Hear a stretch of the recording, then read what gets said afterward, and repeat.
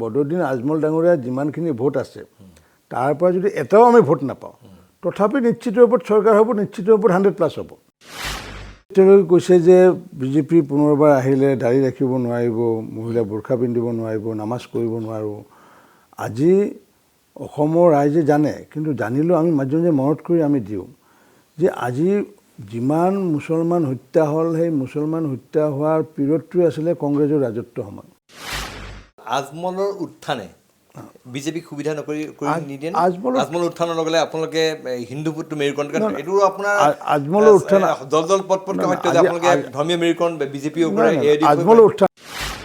কিন্তু কংগ্ৰেছে AIDF একেলগ হ'লে নামনি অসমৰ বহুবিলাক সমষ্টিত আপোনালোকৰ কাৰণে অলপ হ'লেও ভাবুকি ক'ৰবাত সৃষ্টি হ'ব। কম্পিটিশ্যন হ'ব লাগিলে কি একেবাৰে ন্যূনতম মানে মাৰ্জিন আহিব লাগিব। গতিকে আমি পাম 100+, 103টা হিচাপ আমি ৰাখিছোঁ, তেওঁলোকে পাব 23, কংগ্ৰেছ UDF। সেইটোতো যুঁজ নহয়। ভোটাৰ বাকচৰ EVMৰ এটা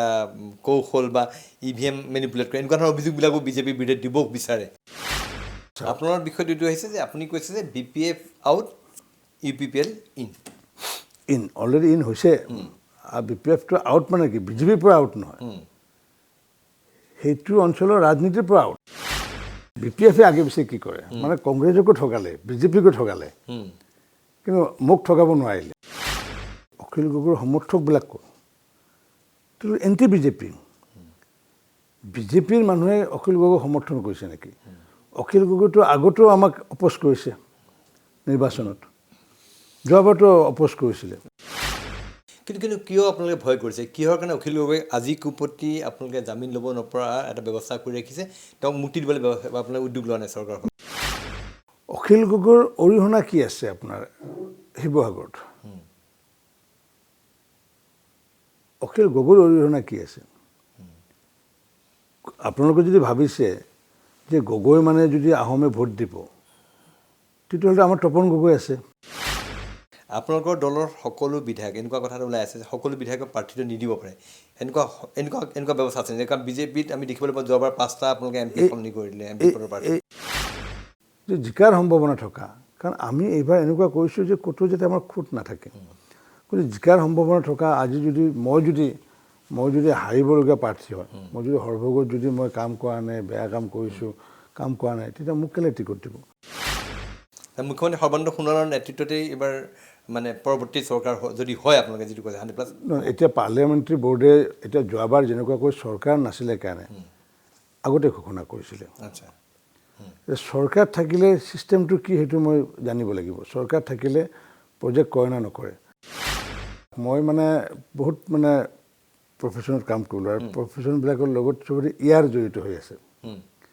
মানে যেনেকুৱাকৈ ৰিপৰ্টাৰ লাষ্টত ইয়াৰ, প্ৰফেচাৰ লাষ্টত ইয়াৰ, তাৰপিছত স্পীকাৰ লাষ্টত মানে ইয়াৰ, ইয়াত থকা বিষয় আছে ধৰক মানে মিনিষ্টাৰ। কিন্তু মইতো নিজেতো এইটো কেতিয়াও বিচৰা নাই, মই দলৰ ওপৰতে এৰিছোঁ। আশা আছে আপোনাৰ? নাই, মোৰ দলে যদি কয় যে নহয় আপুনি চৰকাৰত সেৱা আগবঢ়াওক, তেতিয়া মই আগবঢ়াম, কাৰণ কিয় মোৰ যিখিনি ধৰক মানে মনত ধাৰণা আছে বা ইচ্ছা আছে। কিন্তু পৰৱৰ্তী সময়ত মোৰ জীৱনৰ এটা লক্ষ্য এটা আছে। গুৰুজনে আমাক দি যোৱা যিমান কৃষ্টি আমাৰ আছে বা অৱদান, সেইবোৰ মই মানে অসমৰ বাহিৰত প্ৰচাৰ কৰাৰ কাৰণে মই আগন্তুক দিনত ভাবিছোঁ। এইটো আমাৰ পৰিয়ালৰ এটা আমি সিদ্ধান্ত লৈছোঁ।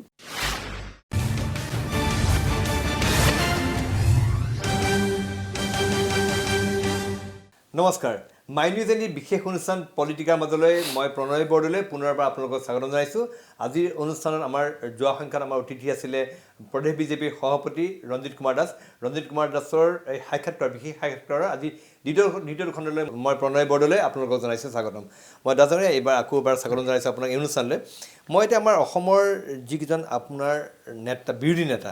তেওঁলোকৰ বিষয়ে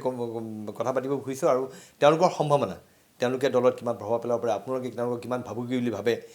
মই নাম এটা কৈ যাম, আপুনি বাকীখিনি কথা কওক। আজমল, বদৰুদ্দিন আজমল, কাৰণ আমি দেখিবলৈ পাওঁ যে আজমলে কথা ক'লে আপোনালোকে ৰিয়েক্ট কৰে যথেষ্ট। বদৰুদ্দিন আজমলে যেতিয়াই কিবা এটা কয় আপোনালোকে যথেষ্ট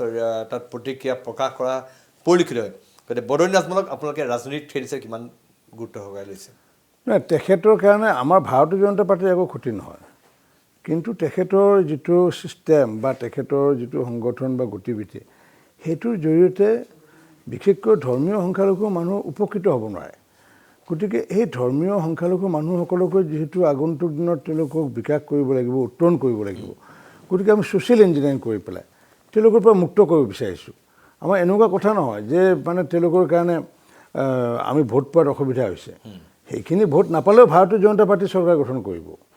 এইটো নিশ্চিত ওপৰত কোনখিনি ভোট না বদৰুদ্দিন আজমলৰ যিমানখিনি ভোট আছে ছাপৰ্টাৰ তাৰে যদি এটাও ভোট নাপাওঁ বদৰুদ্দিন আজমলৰ যি ভোট আছে তাৰে ভোটৰ পৰা যদি এটাও ভোট বেংক তাৰে পৰা যদি এটাও ভোট নাপাওঁ বদৰুদ্দিন আজমল বুলি কৈছোঁ বদৰুদ্দিন আজমল ডাঙৰীয়া যিমানখিনি ভোট আছে তাৰ পৰা যদি এটাও আমি ভোট নাপাওঁ তথাপি নিশ্চিত ওপৰত চৰকাৰ হ'ব নিশ্চিত ওপৰত 100+ হ'ব কিন্তু আমি বিচাৰিছোঁ কি যে ফেক্টৰ হয় নাই এইবাৰ নিৰ্বাচনত কোনো ফেক্টৰ নহয় কিয় ফেক্টৰ আমি জলেশ্বৰটো আমাৰ ভাৰতীয় জনতা পাৰ্টিটো তাত নিজিতে নহয় বাঘবৰটো তাত নিজিতে নহয় কিন্তু তেওঁলোকৰ প্ৰাৰ্থী ক'ত থাকে জলেশ্বৰত আছে দেখাত এনেকুৱা লাগে এইবাৰ সেইদিনাখন যেতিয়া AIDF-ৰ যি সভাপতি তেখেতে কৈছে তেখেতে ক'লে যে বিজেপি পুনৰবাৰ ক্ষমতালৈ আহিলে নামাজ পঢ়িব নোৱাৰিব মুছলমানে এনেকুৱা ধৰণৰ বহুতবিলাক কথা ক'লে যিখিনি কথা কোৱাৰ লগে লগে বিজেপিয়ে যথেষ্ট প্ৰতিক্ৰিয়া প্ৰকাশ কৰিছে অৰ্থাৎ বদৰুদ্দিন আজমলে যিদৰে ধৰ্মীয় মেৰুকৰণ কৰিব বিচাৰিছে বিজেপিয়ে তাৰ সুবিধা ল'ব বিচাৰিছে নহয় সেইটো নহয় তেওঁলোকে যিটো বিভ্ৰান্ত কৰিব বিচাৰিছে সেইটোক আমি স্পষ্টীকৰণ দিছোঁ কাৰণ কিয় চাওক যে তেওঁলোকে কৈছে যে বিজেপি পুনৰবাৰ আহিলে দাড়ি ৰাখিব নোৱাৰিব মহিলা বোৰখা পিন্ধিব নোৱাৰিব নামাজ কৰিব নোৱাৰিব আজি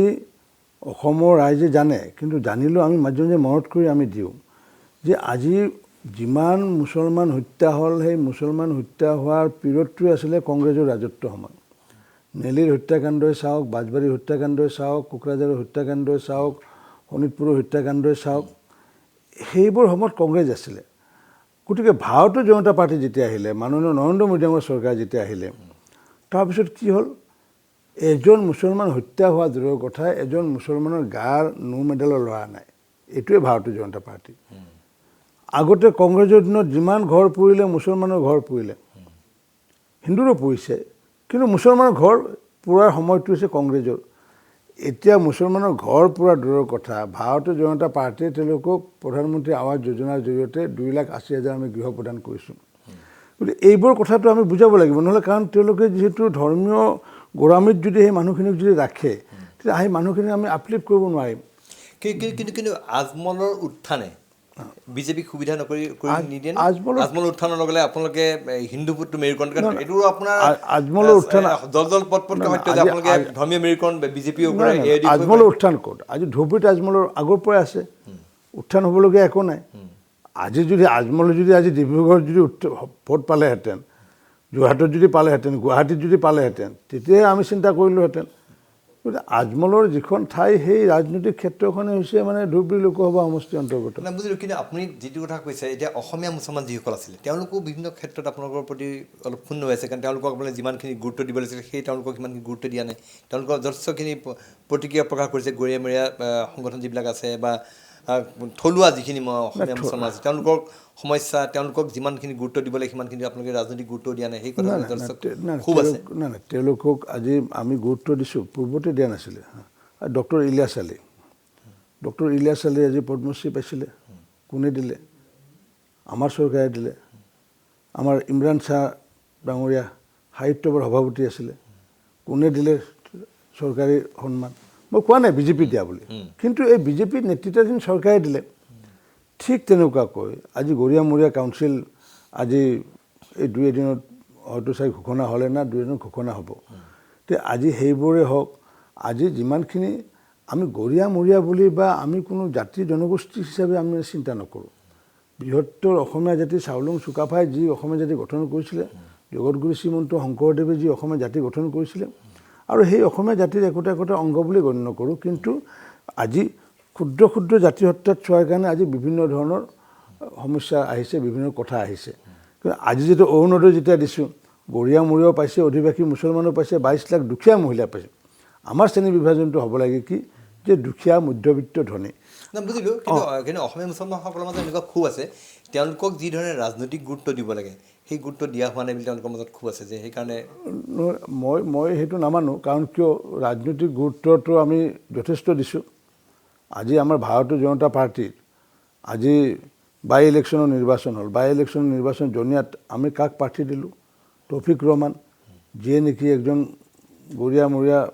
ইছলাম ধৰ্মীয় মানুহ সকলোৱে জানে অসমৰ কিন্তু দিলোঁ কিহৰ কাৰণে গৰিয়ামৰীয়া বুলি দিয়া নাই দিলোঁ তেওঁ এজন ভাল এজন প্ৰখ্যাত এজন অভিনেতা অসমৰ সকলোৱে জানে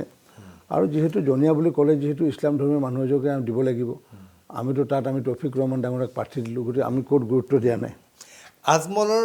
যিবিলাক বক্তব্য এই বক্তব্য বিজেপিক প্ৰক্ৰিয়াকে সহায় নকৰেনে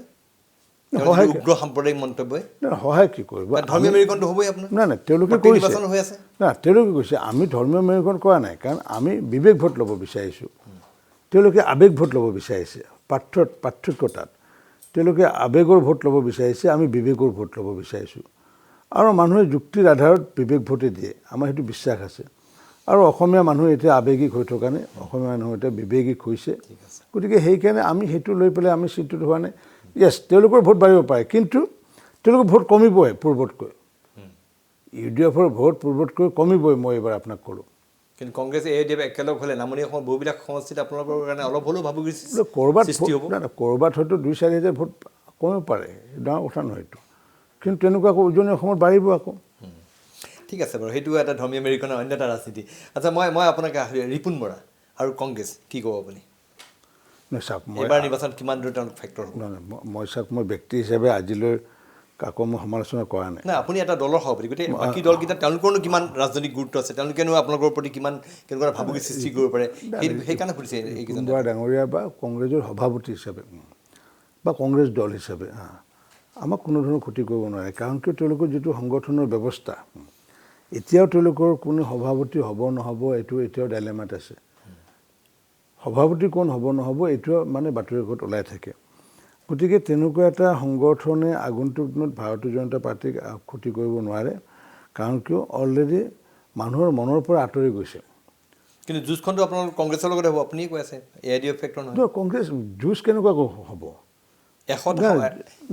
আপোনাৰ প্ৰধান প্ৰতিদ্বন্দ্বী কোন হ'ব যুঁজটো কাক কয় আপুনি 80 পালে আপুনি 80 নম্বৰ পালে লেটাৰ নম্বৰ পালে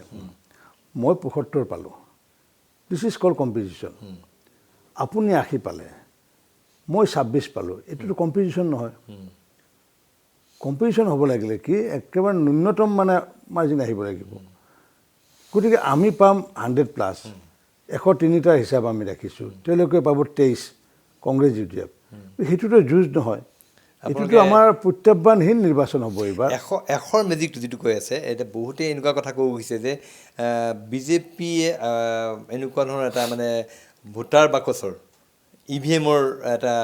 কৌশল বা EVM মেনিপুলেট কৰে এনেকুৱা ধৰণৰ অভিযোগবিলাকো বিজেপিৰ বিৰুদ্ধে দিব বিচাৰে যেতিয়া কংগ্ৰেছে সেইকাৰণে সেই তাৰ ভিত্তিত মানে বিজেপি দাবী কৰিছে 100+। তেওঁলোকে সেইটো যিটো ভাবিছে এইটো তেওঁলোকে মানে মূৰ্খ বুলি ক'ব লাগিব কাৰণ কিয় কংগ্ৰেছ যেতিয়া জিকে তেতিয়া সেই কথাটো নকয় যেতিয়া বিজেপি জিকে তেতিয়া সেই কথাটো কয় মধ্যপ্ৰদেশতো আমি অলপ ভোটত হাৰিছোঁ অলপ কেইবাটাও ছিট আমি প্ৰায় আমি 10-12টা ছিট 100, 200, 300 ভোটত আমি হাৰিছোঁ তেতিয়া তেওঁলোকে ক'ব লাগিছিলে কথাষাৰ যেতিয়া তেওঁলোকে হাৰে তেতিয়াতো সেইটো আশ্ৰয় লয় আজি জিকে তেতিয়া জনসাধাৰণক মানে হেৰিয়াক মানে তেওঁলোকে জনাদেশক মানে সন্মান জনায় কিন্তু এনেকুৱা হ'ব নালাগে কাৰণ কিয় আজি ভাৰতবৰ্ষৰ নিৰ্বাচনী আয়োগ এইটো এটা স্বচ্ছ ৰূপত থকা এটা হেৰিয়া আৰু গণতন্ত্ৰক যিহেতু প্ৰতিগৰাকী ব্যক্তি সন্মান কৰে গতিকে তেনেকুৱা ধৰণৰ যি অভিযোগ এইবিলাক মানে আচলতে উতনোৱা এটা এতিয়া মানুহে বিশ্বাসো নকৰে আমাৰ কথাটো হৈছে কি আমি কনচেপ্টৰ আধাৰত কৈ আছোঁ যে আমাৰ 60টা ভাৰতীয় জনতা পাৰ্টীৰ বিধায়ক আছে নিশ্চিত ৰূপত আমাৰ এণ্টি ইনকামেঞ্চি এটা সমষ্টিটো নাই 2-এটাত ক'ৰবাত থাকিলেও সমষ্টিৰ ব্যক্তিজনৰ এগেইনষ্টে থাকিব পাৰে বিজেপিৰ এগেইনষ্টে নাই দলৰ এগেইনষ্টে নাই 60টা ছিটে আমি পাম 14টা আছে অসম গণ পৰিষদৰ লগত তাৰ ব্যক্তিজনৰ এগেইনষ্টে থাকিব পাৰে বা তাত হয়তো দলৰ কাৰোবাৰ এগেইনষ্টে থাকিব পাৰে কিন্তু চৰকাৰখন যিহেতু মিত্ৰ দলৰ চৰকাৰ তেওঁলোকৰ বিপৰীতে নাই গতিকে 14টা আমি পাম 60-14 74 আমাৰ বড়োলেণ্ডত BTRত 12টা ছিট আছে সেই 12টা ছিট UPPৰ লগত আমি নিশ্চিত ৰূপত পাম এইবাৰ 12টা পাব 12টা পাম কেনেকৈ পাব আপোনালোকে এইবাৰ যিখন BTC নিৰ্বাচন তাততো BPF বেছি এখন পাইছে পালে কেনেকুৱাকৈ আমিতো প্ৰাৰ্থী দিয়া নাই আমিতো যোৱাবাৰ হাগ্ৰামা মহিলাই ডাঙৰীয়া য'ত খেলিছিলে আমিতো প্ৰাৰ্থী নিদিলোঁ এইবাৰ তাৰ আগৰবাৰ আমি যেতিয়া প্ৰাৰ্থী দিছিলোঁ আমি 6,300 ভোট পাইছিলোঁ দেৱৰগাঁৱত। বনৰগাঁৱত আমি 7,500 ভোট পাইছিলোঁ যোৱাবাৰ কথা কৈছোঁ মই BTAD ইলেকশ্যনত আগৰবাৰ। এইবাৰ প্ৰাৰ্থী দিয়া নাই। তেনেকুৱাকৈ দেৱৰগাঁৱে হওক বনৰগাঁৱে হওক এইবোৰ সমষ্টিত বাওখুংগিত 10,300 পাইছিলোঁ। গতিকে মানে এইবাৰ 12টা সমষ্টিত আপোনালোকে 12টা সমষ্টি আপোনাৰ দখল আহিব আৰু এইবাৰ BPF আপোনালোকৰ পৰা আউট UPPL ইন UPPL মই সম্পূৰ্ণ বাদ দিছে স্বাভাৱিক এতিয়া কাৰণ মাননীয় নৰেন্দ্ৰ মোদী ডাঙৰীয়াৰ লগত মঞ্চত তাতে প্ৰমোদ বড়ো যিহেতু বহিলে এইটো আৰু মুখেৰে ক'বলগীয়া কথা একো কিন্তু আনুষ্ঠানিক আপোনালোকে এইটো ঘোষণা কৰা নাই কাৰণে আনুষ্ঠানিক যেতিয়া আমি সময় হ'ব তেতিয়া আনুষ্ঠানিক তেওঁলোক কিমানটা ছিট দিলোঁ আমি কিমানটা ছিট দিলোঁ এইটোৱে কথা। আটাইকেইজন মন্ত্ৰী হৈ আছে BPFৰ মন্ত্ৰী এতিয়াও BPFৰ মন্ত্ৰীকেইজন মন্ত্ৰী হৈ আছে। এতিয়া যিহেতু তেওঁলোকে মোৰ লগত সেই সময়ত কথা হোৱা নাছিলে কাৰণ মই তেতিয়া সভাপতি নাছিলোঁ। তেওঁলোকে মোক সুধিছোঁ মই এইটো মুখ্যমন্ত্ৰী ডাঙৰীয়াকো সুধিছোঁ নেডাৰ কনভেনাৰ ডাঙৰীয়াকো সুধিছোঁ যে মৃত্যুত নাই এতিয়া কৈছে নহয় চৰকাৰৰ লগত আছে এপ্ৰিল মাহলৈ আছে। গতিকে এপ্ৰিল মাহলৈ তেওঁলোকৰ নিজৰ ইচ্ছা এইটো থাকিলে থাকিব পাৰে নাথাকিলে নাথাকিব পাৰে এইটো। কিন্তু সেইটো মই দল হিচাপে তেওঁলোক চৰকাৰকো মই প্ৰেছাৰ কৰিব নোৱাৰোঁ কাৰণ কিয় যিহেতু সেই এগ্ৰিমেণ্টটো পূৰ্বৰ এগ্ৰিমেণ্ট আছিলে। গতিকে সেইকাৰণে তেওঁলোক আঁতৰাই দিয়া হোৱা নাই। মই সেইটো তেওঁলোকক কোৱা নাই। সেইটো যিহেতু মোৰ লগত বিষয়টো নাহে মোৰ লগত যদি বিষয়টো আহে মই সেইটো বিষয়েহে মই মানে চাওঁ। আপোনাৰ বিষয়টো এইটো আহিছে যে আপুনি কৈছে যে BPF out UPPL in already in হৈছে। আৰু BPFটো আউট মানে কি BJPৰ পৰা আউট নহয় সেইটো অঞ্চলৰ ৰাজনীতিৰ পৰা আউট নহয় আপুনিতো হাঁহিব নালাগে মই আপোনাক অংক কৈ আছোঁ। BPFে আগে পিছে কি কৰে মানে কংগ্ৰেছকো ঠগালে BJPকো ঠগালে কিন্তু মোক ঠগাব নোৱাৰিলে। কাৰণটো কি জানে BTADৰ বাহিৰৰ বিভিন্ন সমষ্টিত প্ৰায় তেনেকুৱাকৈ 20-25টা সমষ্টি আছে তাত তেনেকৈ 5,000 7,000 3,000 4,000 এনেকুৱাকৈ ভোট আছে। গোলাঘাটতে হওক সৰুপথাৰে হওক ডিফুতে হওক এনেকুৱাকৈ ভোট আছে। তেওঁলোকে BPFে কৰে কি কংগ্ৰেছৰতো হাইকমাণ্ড বুলি কয় কংগ্ৰেছৰ হাইকমাণ্ড আৰু আমাৰ ৰাষ্ট্ৰীয় সমিতিক তেওঁলোকে কয় কি যে আমাক যদি 12টা ছিট দিয়ে তেতিয়াহ'লে আপোনালোকে 20টা ছিট গেইন কৰিব BTADৰ বাহিৰৰ সমষ্টিত য'ত বড়ো ভোটাৰ আছে 3,000 5,000 6,000 8,000 য'ত যি আছে আৰু ৰাষ্ট্ৰীয় সমিতি BJP ৰাষ্ট্ৰীয় সমিতি বা কংগ্ৰেছৰ হাইকমাণ্ডে এই কথাষাৰ বিশ্বাস কৰিছিলে। মই ক'লোঁ যে নহয় এই কথাটো লৈ পেলাই বাৰ্গেনিং কৰে এই কথাটো লৈ বাৰ্গেনিং কৰে সেইবোৰ মানুহ অট'মেটিকলি সেই তাৰে বড়ো সমাজৰ BJPৰ লগতে আছে। কিন্তু তেওঁলোকে গৈ পেলাই কয় যে নহয় এইখিনি মানে আমাৰ ভোটাৰ আমাৰ কথা মতে কোৱাকৈ চলে। তে সেইখিনি ভোটাৰৰ লগত সম্পৰ্ক আপচুৰ লগতো আছে বড়ো সাহিত্য সভাৰ লগতো আছে কিন্তু তেওঁলোকে বাৰ্গেনিং কৰে মাৰ্কেটিং কৰে সেইখিনিক লৈ পেলাই। এইবাৰ কি হ'ল UBPO ইউনাইটেড বড়ো পিপুল অৰ্গেনাইজেশ্যন BTADৰ বাহিৰৰ বড়োবিলাকৰ এটা আমব্ৰেলা অৰ্গেনাইজেশ্যন সেইটো হৈছে UBPO এইবাৰ কি কৰিলে যে তেওঁলোকে BTC নিৰ্বাচনৰ আগতে সমগ্ৰ UBPO কি কৰিলে ভাৰতীয় জনতা পাৰ্টিত যোগদান কৰিলে। গতিকে যোগদান কৰাৰ লগে লগে যিহেতু UBPO চায় তেওঁলোকক কাৰণ তেওঁলোকে এইটো BTADৰ বাহিৰৰ যিটো সমস্যা হয় তেওঁ অসম চৰকাৰৰ লগত পোনপটীয়া কানেকশ্যন থাকে BTADৰ কানেকশ্যন নাথাকে। গতিকে এইবাৰ যিহেতু আমাৰ লগত আহিল তেওঁলোকে ভাৰতীয় জনতা পাৰ্টিৰ লগত আহিলে গতিকে এইবাৰ সেই মাৰ্কেটিংটো বা বাৰ্গেনিংটো কৰিব নোৱাৰিব গতিকে সেইকাৰণে তাত BTAD জিৰ' হ'ব। আপোনালোকে কিহৰ কাৰণে প্ৰমোদ বড়োক আপোনালোকে আঁতৰাই পঠালে এই নতুন দলটো আদৰি দিলে মানে প্ৰমোদ বড়ো তেওঁলোকৰ সেই দলটোৰ আপোনাৰ সংঘাত কেনেকৈ হ'ল চৰকাৰখনৰ অংশীদাৰ আপোনালোকৰ আছিলে একেলগে নিৰ্বাচন খেলিছিলে। যেতিয়া BTADত যাওঁ তেতিয়া মাননীয় প্ৰধানমন্ত্ৰী ডাঙৰীয়া আৰু মাননীয় মুখ্যমন্ত্ৰী ডাঙৰীয়াৰ দুটা বক্তব্য আমাৰ গলৰ ভিতৰতে ৰৈ যায়। মাননীয় প্ৰধানমন্ত্ৰী কি কয় যে ভ্ৰষ্টাচাৰ কা খিলাফ रहना है। মাননীয় মুখ্যমন্ত্ৰী কি কয় যে দুৰ্নীতিমুক্ত অসম আমি গঢ়িব লাগিব। যেতিয়া BTCত যেতিয়া ভৰিখন দিয়াৰ লগে লগে মাননীয় প্ৰধানমন্ত্ৰী ডাঙৰীয়াৰ বক্তব্য আৰু মাননীয় মুখ্যমন্ত্ৰী ডাঙৰীয়াৰ বক্তব্যটো আমি পকেটত সোমাই থৈ দিবলগীয়া হয়। আপুনি সুন্দৰ এটা পত্ৰ দিছে। আৰু এটা আছে যে তাত যিমানবোৰ নৰসংসাৰ হ'ল যিমানবোৰ ঘটনা হ'ল এইবোৰ আমি শান্তিতে আনিলোঁ। সেই শান্তি অনা দলটো কোন বা ব্যক্তিসকল কোন এইটো ভাৰতীয় জনতা পাৰ্টি। 2014 চনৰ আগলৈ এনেকুৱা এটা পৰিৱেশ আছিলে যে কাৰোবাৰ ঘৰত যদি বেলটো পৰিলেও কেঁচুৱাজনক মানে কোলাত লৈ পেলাই আঁঠুৱাৰ ভিতৰত বহে যে কোনোবা আহিলে নেকি নাৰিকল এটা যদি পৰি যায় তেতিয়া মানুহ শংকিত হৈ আহে এম্বুলেন্স গাড়ীত যদি এটা পোহৰো যদি গৈ থাকে গাঁৱৰ মাজেৰে ভাবে যে আজি কিডনেপ কৰিব আহিলে এক্সটৰ্চন আহিলে ডিমাণ্ড নটিচ দিবলৈ আহিলে 14 চনত যেতিয়া নৰেন্দ্ৰ মোদী ডাঙৰীয়া যেতিয়া প্ৰধানমন্ত্ৰী হ'ল সেই সময়তো তেনেকুৱা নৰসংহাৰ ঘটিছিলে আৰু ইমিডিয়েটলি ৰাজনাথ সিং ডাঙৰীয়াক তাত প্ৰেৰণ কৰিছিলে আৰু একেদিনে আহি পেলাই তেওঁ অল ক্লিয়াৰ অপাৰেশ্যন ঘোষণা কৰিছিলে আৰু সেইদিনাখনৰ দিনৰ পিছত আজি কোনোবাই ভোট দিয়ে নিদিয়ে বেলেগ কথা তাৰ ধৰ্মীয় সংখ্যালঘু মানুহে এইবাৰ ভোট দিয়া নাই আমাৰ হেৰিয়াত BTAD ইলেকশ্যন সেইটো বেলেগ কথা তেওঁলোকৰ নিজৰ চিন্তা চচাইটো কিন্তু আমাৰ কাৰণে শান্তিৰ নিদ্ৰা তেওঁলোকে যাপন কৰিব পাৰিছে বিজেপিৰ কাৰণে নৰেন্দ্ৰ মোদী ডাঙৰীয়াৰ কাৰণে ৰাজনাথ সিং ডাঙৰীয়াৰ কাৰণে 14 চনৰ পৰা যে এতিয়ালৈ যে শান্তিত নিদ্ৰা যাপন কৰিছে only due to for the BJP rule government এতিয়া আপুনি বহুখিনি কথা ক'লে যে BPFৰ চৰকাৰ মানে BTAD থকা সময়ত ব্যাপক হাৰত দুৰ্নীতি হ'ল অপসাৰণ হ'ল মানুহক ভয় ভাবুকি দিয়া হৈছিলে সেইবিলাকৰ বিচাৰ এতিয়া দলে কৰিব নোৱাৰে যিহেতু এই দলটো ক্ষমতাৰ পৰা আঁতৰিলে এতিয়া আপোনালোকে বিচাৰ নকৰে কাউন্সিলে ইটছেল্ফ কৰিব অলৰেডি সমিতি বনাই দিলে হাগ্ৰামাৰ বিৰুদ্ধে বিচাৰ মানে সেই টকাবোৰ হাগ্ৰামা মহিলাৰ বিৰুদ্ধে ডাইৰেক্ট পোনপটীয়া কথাটো নাহে কিন্তু তেওঁলোকৰ সময়ত চৰকাৰখনে যিবোৰ কৰিলে অপকৰ্ম সেইবোৰ ইতিমধ্যে সমিতি গঠন কৰি দিলে 3জনো EMক দি পেলাই যে তেওঁলোকৰ আউটষ্টেণ্ডিং বিলসমূহ যিবোৰ আছিলে সেই বিলবোৰ কিহৰ কাৰণে হ'ল কি কোনবোৰ কিমান দাম আছিলে এতিয়াতো এতিয়া বহুতে দেখি পেলাই চকু কপালত উঠিছে যে তাতে যিসমূহ সামগ্ৰী মই এতিয়া তদন্ত চলি আছে যদি ভিতৰৰ কথা ক'ব নাপায় এতিয়া আগন্তুক দিনত এই তদন্ত কৰিছে আৰু এই তদন্তৰ আধাৰতে বাকী আইনগত ব্যৱস্থা হ'ব প্ৰিলিমিনাৰী ফাইণ্ডিংছটো পোৱাৰ পিছতে আইনগত ব্যৱস্থা কৰাৰ কাৰণে গৈ আছে কাউন্সিলখনে মানে আপোনালোকৰ দলৰ চৰকাৰৰ সহযোগ আছে য়েছ এতিয়া আহিলোঁ আপুনি ক'লে আজমলৰ কথা ক'লে ৰিপুণ বৰাৰ কথা ক'লে এতিয়া অখিল গগৈ লুৰিণজ্যোতি গগৈ অখিল গগৈৰ কথা কি ক'ব কাৰণ অখিল গগৈৰ যথেষ্ট জনসমৰ্থন পোৱা দেখা গৈছে ছ'চিয়েল মিডিয়াত তেখেতৰ প্ৰতি ব্যাপক সমৰ্থন আছে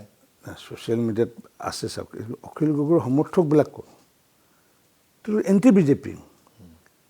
বিজেপিৰ মানুহে অখিল গগৈক সমৰ্থন কৰিছে নেকি অখিল গগৈতো আগতেও আমাক অপ'জ কৰিছে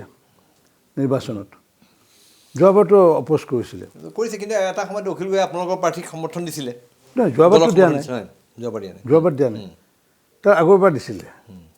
দিয়া বুলি ভাবোঁ আৰু কি ইনডাইৰেক্টলি দিয়া বুলি ভাবোঁ ময়ো ভাবোঁ কাৰণ কিয়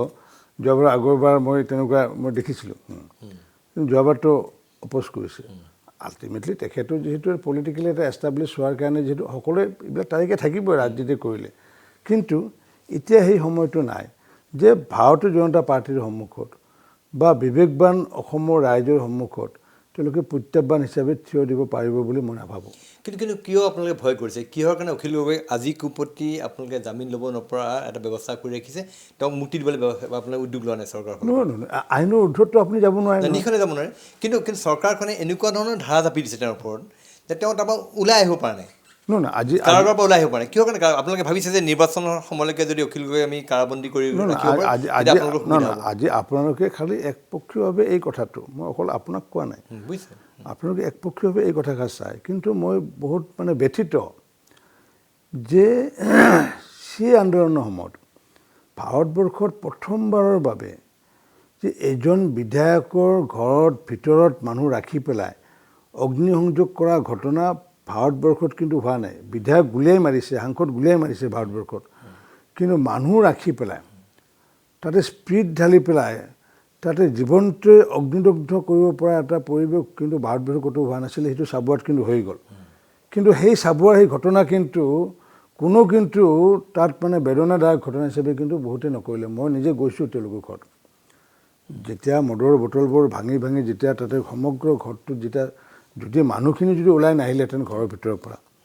তেতিয়াহ'লেতো কিমান ডাঙৰ কথা হৈ গ'লহেঁতেন তাৰ কাৰণে অখিল গগৈ নাই মই সেইটো কথা কোৱা নাই তেওঁৰ কি কেছ মই নাজানো কিন্তু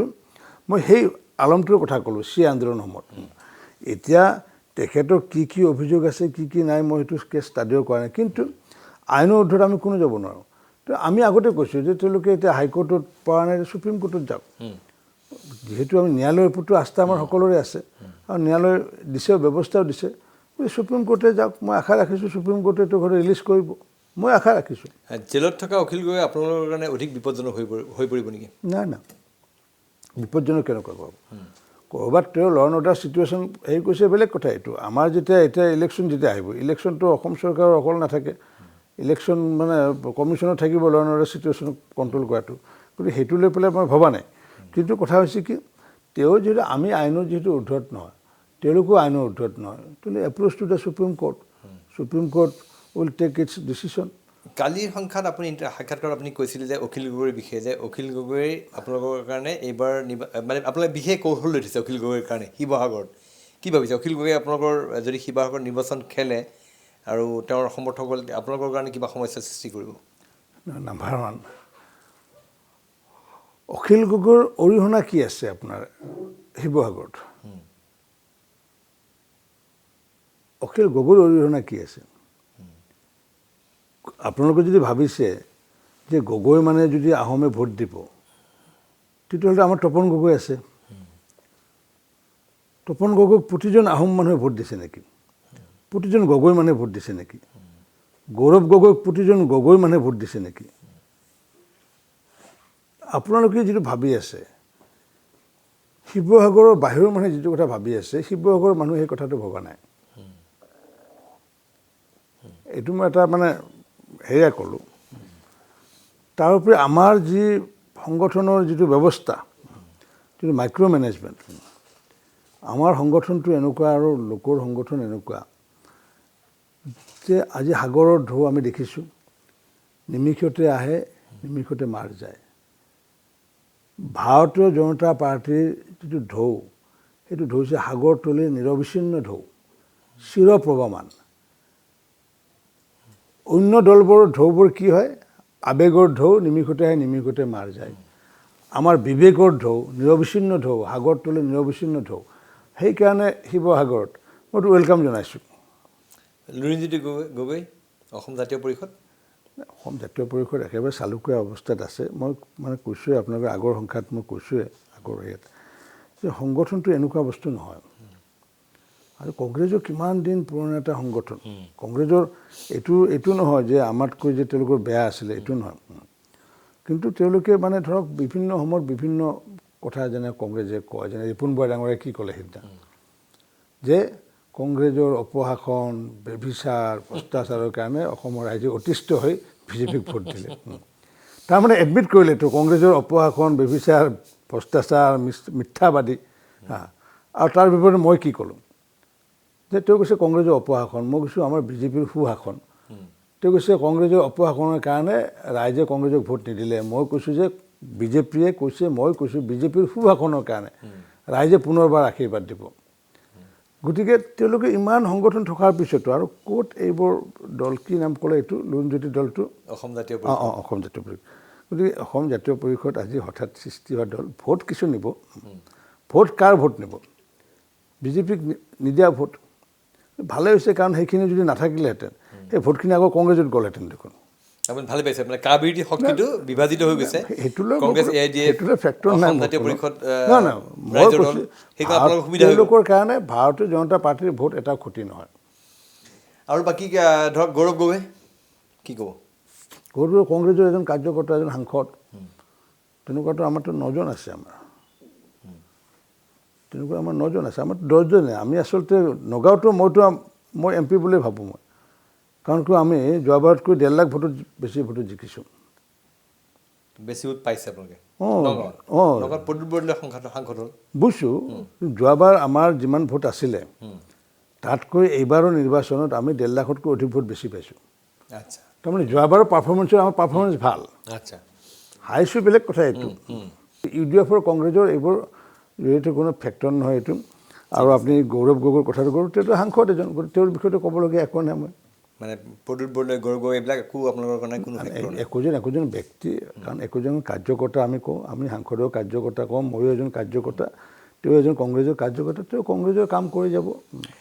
এতিয়া আপোনালোকে এইবাৰ যিটো নিৰ্বাচন হ'বলৈ গৈছে এই নিৰ্বাচনত আপোনালোকে অসম গণ পৰিষদ UPPL আৰু হয়তো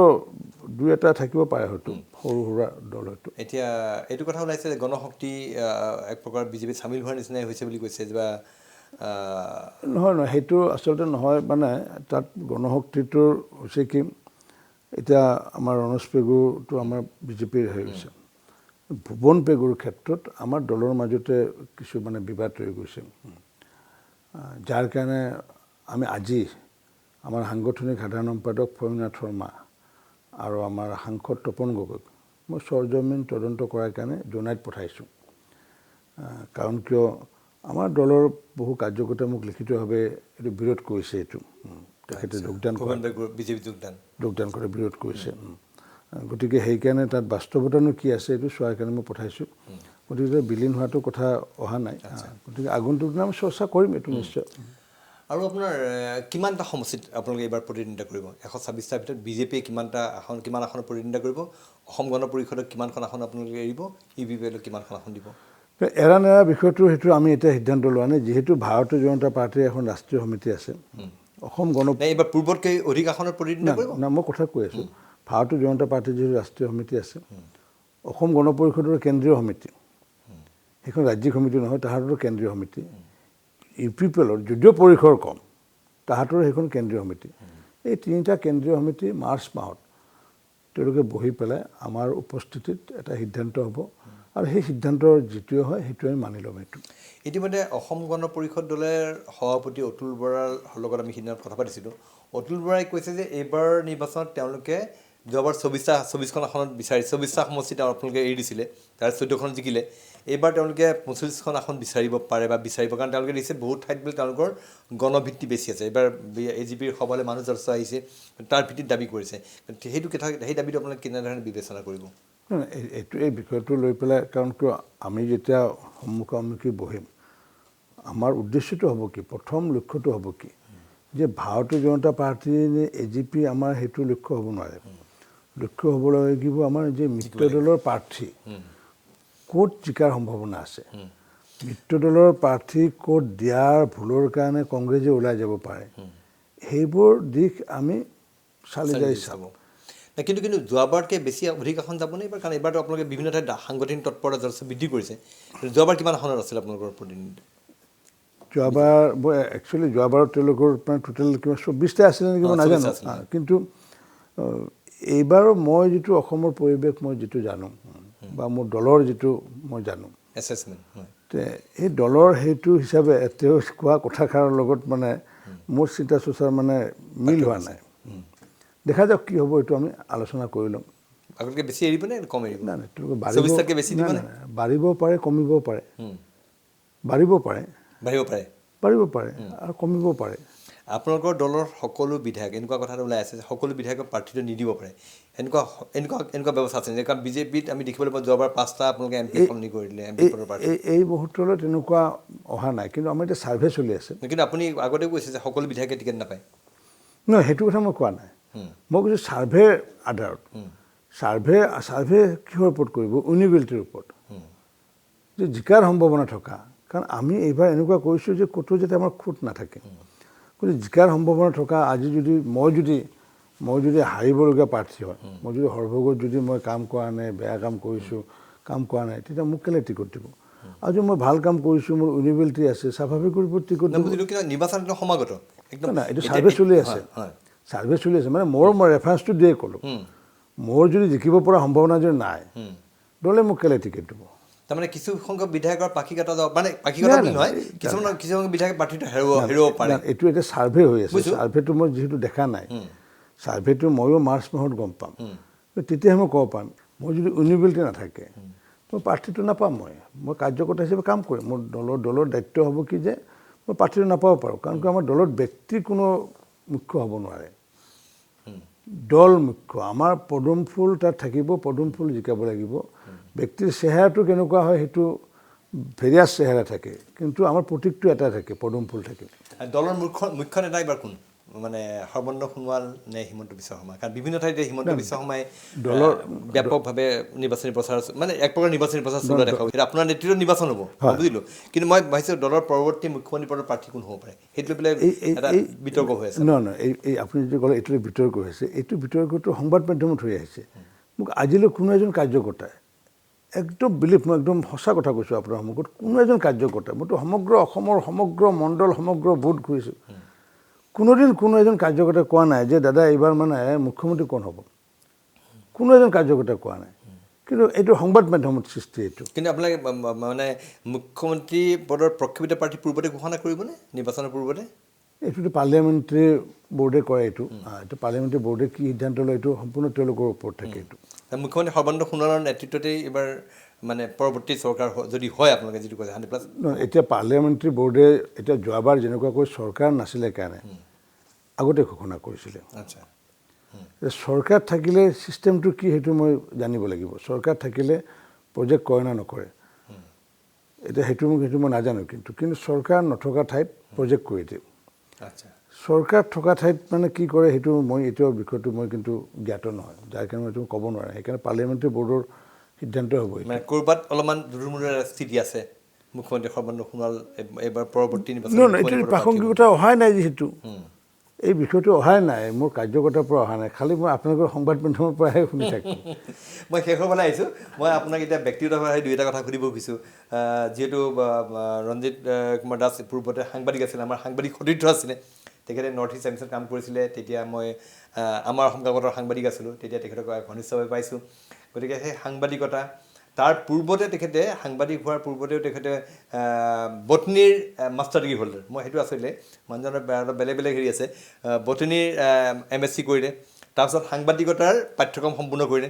তাৰপিছত আহি পেলাই সাংবাদিক হ'ল তাৰপিছত Indian information service community media এটা সন্মানীয় এটা হেৰি সেই সেৱাত যুক্ত হ'ল তাৰপিছত আহি ৰাজনীতি সম্পূৰ্ণ জড়িত হৈ গ'ল এই লাইফৰ এই যিটো টাৰ্ণ কেনেকৈ হ'ল মানে বটনী MSc কৰি আপুনি শিক্ষকতাৰ ফালে নগৈ পেলাই সাংবাদিকত ধৰিলে সেইটো ক'ব নোৱাৰোঁ সেইকাৰণে মই মাজে মাজে কওঁ যে আমি যে সৰুতে লিখিছিলোঁ নহয় এইম ইন লাইফ মই কৈছোঁ এই যে এইম ইন লাইফ বুলি লিখি পেলাই যে মই অমুক হ'ম তমুক হ'ম লিখে মইতো দেখিছোঁ যে মোৰ জীৱনৰ ক্ষেত্ৰততো সেইটো কোনো হেৰিয়া নাই কাৰণ কিয় কি হ'ম বুলি মই বা আগতে কি লিখিছিলোঁ মই নাজানো জীৱনৰ গতিটো কেতিয়া কোনপিনে ঢাল খাই নিজে মই ক'ব নোৱাৰিলোঁ কাৰণ কিয় আজি অধ্যাপনা কৰিলোঁ সাংবাদিকো হ'লোঁ ইপিনে ধৰক মানে চাকৰিও কৰিলোঁ বিভিন্ন সময়ত বিভিন্ন ক্ষেত্ৰত মইতো এতিয়া চিন্তা কৰি আছোঁ যে আগন্তুক দিনত IASত ইণ্ডিয়ান ইনফৰমেশ্যন ছাৰ্ভিচত থকালে আজি আপুনি এদিন শীৰ্ষ পৰ্যায়ৰ বিষয় হৈ থাকিলে আহিলোঁ এতিয়া মই ডাইৰেক্টৰ লেভেলত আহি গ'লোঁ ডাইৰেক্টৰ লেভেলত আহি গ'ল মইতো ফিল্ড পাব্লিচিটিতে কাম কৰিছিলোঁ গতিকে তাৰ ডাইৰেক্টৰ লেভেলত আহি গ'লোহেঁতেন এতিয়া কিন্তু আপুনি কিবা বেলেগ চিন্তা আৰু এতিয়া চাওক মই মানে বহুত মানে প্ৰফেশ্যনত কাম কৰিলোঁ আৰু প্ৰফেশ্যনবিলাকৰ লগত চবতে ইয়াৰ জড়িত হৈ আছে মানে যেনেকুৱাকৈ ৰিপৰ্টাৰ লাষ্টত ইয়াৰ প্ৰফেচাৰ লাষ্টত ইয়াৰ তাৰপিছত স্পীকাৰ লাষ্টত মানে ইয়াৰ তেনেকুৱা চব ইয়াৰ জড়িত হৈ আছে তে মই বহুতক সুধোঁ মাজে মাজে যে আৰু ইয়াত থকা কোনবোৰ বিষয় আছে যে ইয়াত থকা বিষয় আছে ধৰক মানে মিনিষ্টাৰ কিন্তু মইতো নিজেতো এইটো কেতিয়াও বিচৰা নাই মই দলৰ ওপৰতে এৰিছোঁ আশা আছে আপোনাৰ মোৰ দলে যদি কয় যে নহয় আপুনি চৰকাৰৰ সেৱা আগবঢ়াওক তেতিয়া মই আগবঢ়াম কাৰণ কিয় মোৰ যিখিনি ধৰক মানে মনত ধাৰণা আছে বা ইচ্ছা আছে আৰু দলে যদি কয় যে নহয় আপুনি সভাপতি হৈ থাকক বা আপুনি বেলেগ কিবা কৰক দলে মই এইটো সম্পূৰ্ণ দলৰ ওপৰত এৰিছোঁ কাৰণ যোৱাবাৰো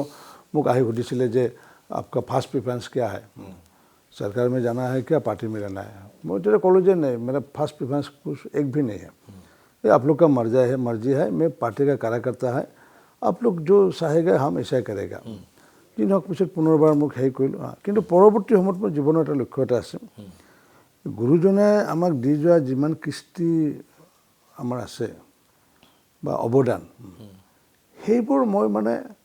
অসমৰ বাহিৰত প্ৰচাৰ কৰাৰ কাৰণে মই আগন্তুক দিনত ভাবিছোঁ এইটো আমাৰ পৰিয়ালৰ এটা আমি সিদ্ধান্ত লৈছোঁ মই আধ্যাত্মিকতাটোৰ দিশত নহয় ধৰ্মীয় দিশটোত নহয় তেওঁৰ যিবোৰ দি যোৱা কৃষ্টি আৰু সৃষ্টি প্ৰায় 101টা কলাতে অধিকাৰী এই কৃষ্টি আৰু সৃষ্টিখিনি অসমৰ বাহিৰৰ মানুহ মই নিজে থাকি পেলাই নিজে উপস্থিত থাকি পেলাই সেমিনাৰ কৰিয়ে হওক বা বিভিন্ন প্ৰগ্ৰাম কৰিয়ে হওক বা তেওঁৰ বিষয়ে আলোচনা চক্ৰ কৰি হওক তেনেকুৱাকৈ ভাৰতবৰ্ষত মানে প্ৰচাৰ কৰাৰ ইচ্ছা এটা আছে অসমত থাকি নহয় হয় সুন্দৰ এটা চিন্তা কৰিছে আৰু এটা ৰঞ্জিত দাসৰ এটা বৈশিষ্ট্য যে 1992 চনতে তেখেতে বিজেপিৰ সৈতে যুক্ত হয় বহুত পুৰণা কৰ্মী বিজেপিৰ তাৰপিছত 2011 চনৰ নিৰ্বাচনত প্ৰথম প্ৰতিদ্বন্দ্বিতা কৰিলে তেতিয়া প্ৰথমবাৰ প্ৰতিদ্বন্দ্বিতা কৰি সৰ্বভোগৰ নিচিনা এটা জটিল সমষ্টিৰ বিধায়ক হৈ আহিলে তেতিয়া আকৌ অল পাৰ্টি ছিকিউৰিটি ফৰফিট হৈ গ'ল সেইবাৰ 11 চনত তাৰপিছত 2016 চনৰ নিৰ্বাচন জয়ী হ'ল জয়ী হৈয়ে তেখেতে